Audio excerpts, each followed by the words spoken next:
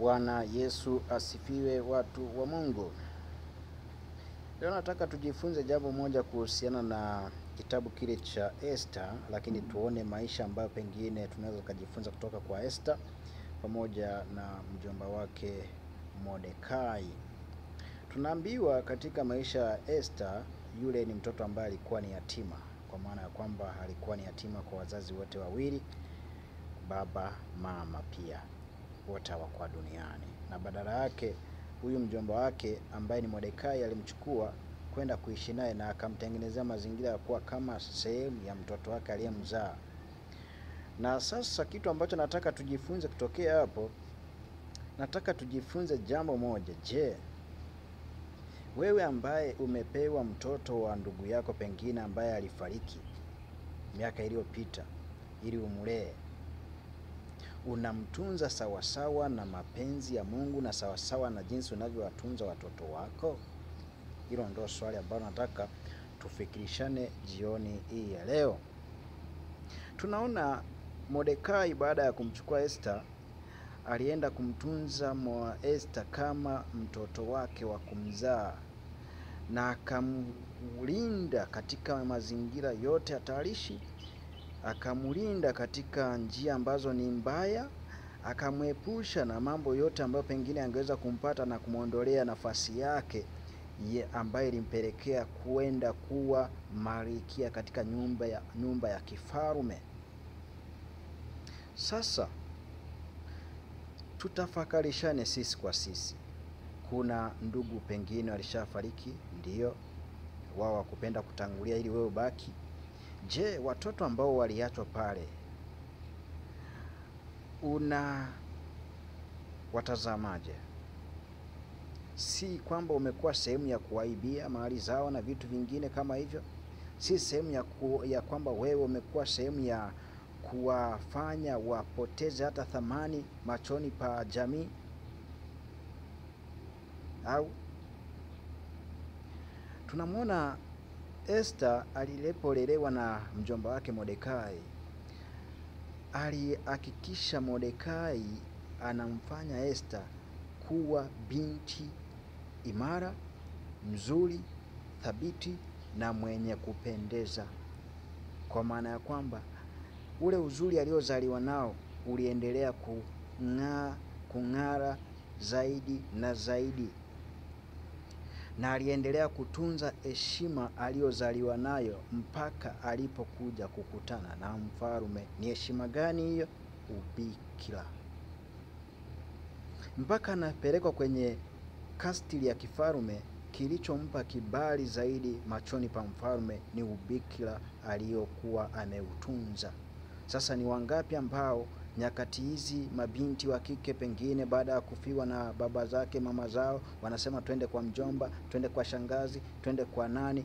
Baada ya kufika kule kwa mashangazi zao ambao pengine ndo angekuwa kama sehemu ya maisha ya mama na baba yake, ili wamulinde na vishawishi ambavyo pengine vijana wa mitaani na wengine kama hao, wao ndo wanakuwa chanzo kikubwa cha kuwafanya hao mabinti wapoteze usichana wao, wapoteze ujana wao kwa kuwatupilia mitaani huko, kuwapa kwenda kuuza vitumbua huko, kuwafanya kuwa watumwa wao, kuwafanya kuwa kama sehemu ya kitega uchumi kwao.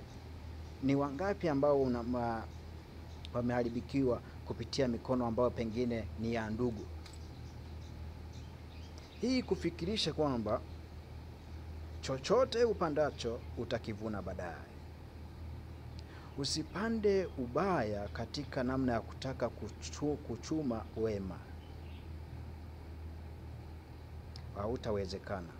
Ukipanda mchicha utavuna mchicha, ukipanda matembele utavuna matembele, ukipanda mahindi utavuna mahindi. Hautopanda mahindi utegemee kuvuna mtama, haitawezekana. Kwa hiyo tunaona malezi aliyoyafanya Mordekai kwa Esther yamempa kibali Esther kuwa malkia, yani mke wa mfalme, kitu ambacho hakiwezekani kwa karne hii, kwa sababu wanaoachiwa ndugu, watoto wa ndugu siku hizi wamekuwa ni watazamaji wa ndugu alikuwa na nini. ili wawe sehemu ya kuwanyanyasa watoto waondoke, waende wakaharibikiwe mitaani huko, watajua wenyewe, alafu hao wajimilikishe vile ambavyo vilikuwa ni vya sehemu ya watoto wao wa marehemu hao.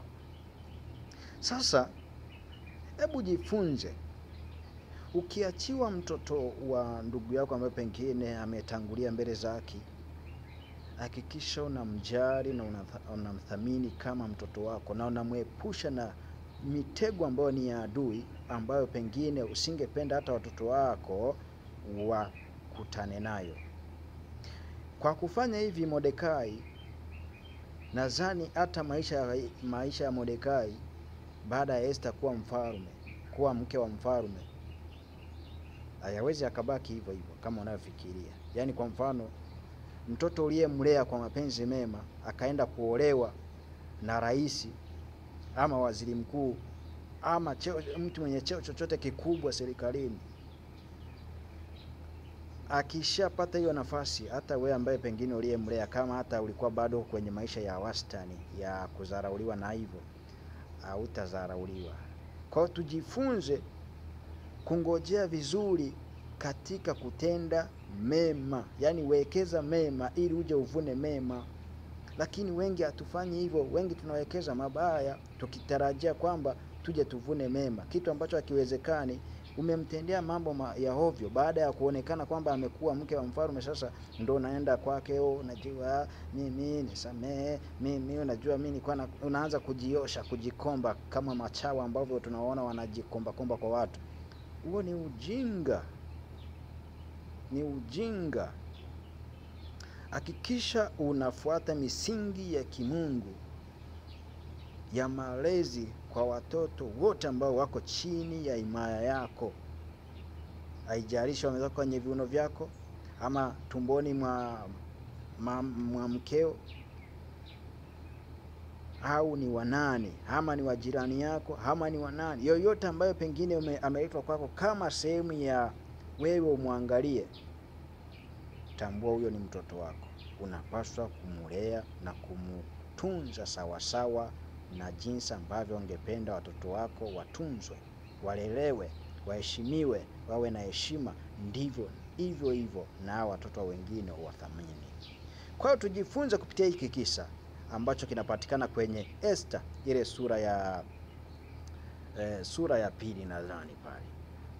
Kuanzia mstari wa kwanza mpaka hata mstari wa 17 ndio utakuja kukutana na Esther anaenda kuolewa pale kwa mfalme. Kwa hiyo inabidi we mwenyewe uangalie unapanda nini katika nyakati hizi, kwa ajili yako, kwa ajili ya uzao wako, kwa ajili ya watoto wako wajao na vitukuu vyako. Tofauti na hapo, vijana wa nyakati hizo wanasema kitakuramba. Mungu awabariki.